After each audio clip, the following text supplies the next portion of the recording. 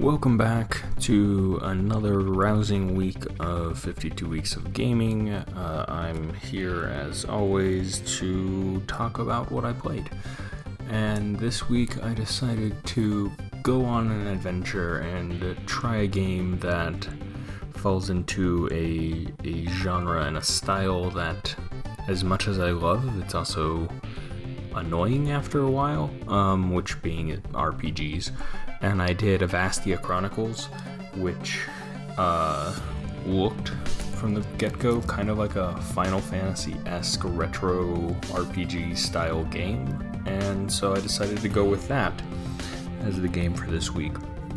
Now, Alvastia Chronicles is a game that is pretty much available on every system that exists. You can get it on mobile, you can get it on PC, Switch, Xbox, PlayStation 4, and the idea of this old school retro RPG game developed by X-Crate and published by Kemco is with bringing in all these companions, which is something unique to a RPG, that you can have over 100 companions that you can unlock and have in your fight. So instead of the typical 4 or 3 that you would go and see inside of an RPG, Alvastia Chronicles, goes and gives you the option to have up to 13 people inside a fight, and kind of their skills that you can go and get in the typical RPG, items to go and increase it.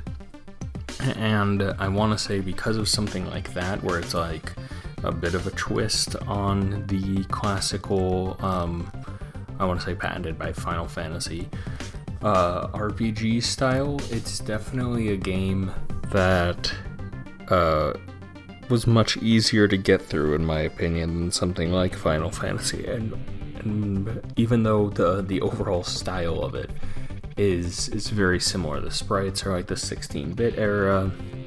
You have this overworld that you can go on and travel around, which is very reminiscent of older RPG games, with this old map, or this larger overworld map, and then the tiny towns you can go into.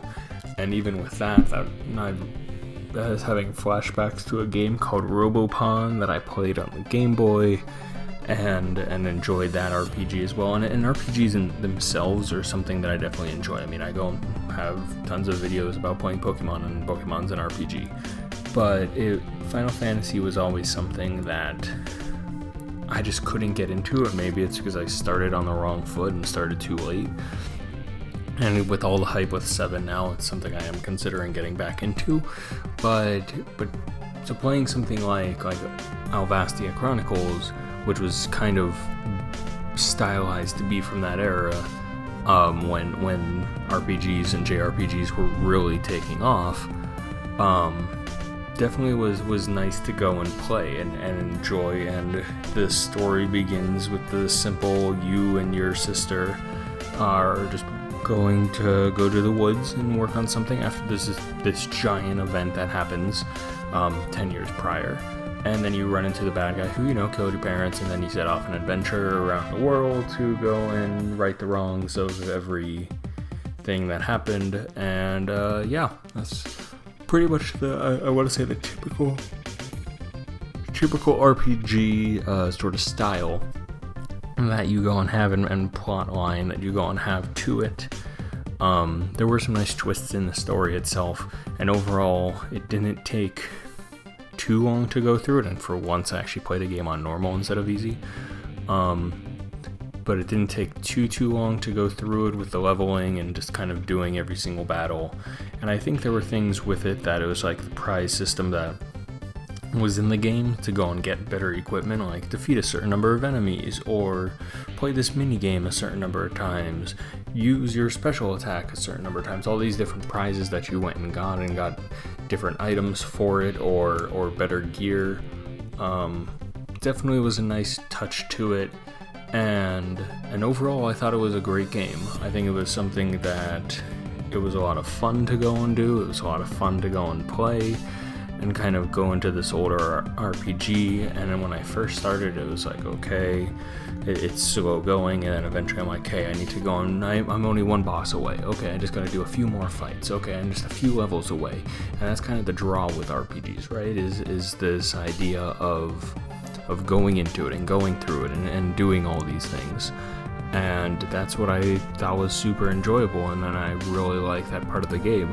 It was something that I wasn't expecting to like as much, or even to go and perfect like I did.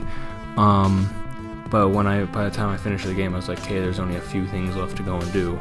Just gotta do the typical grinding that you do, and then you get the hidden arenas for items, and the bosses and the characters are all unique and interesting.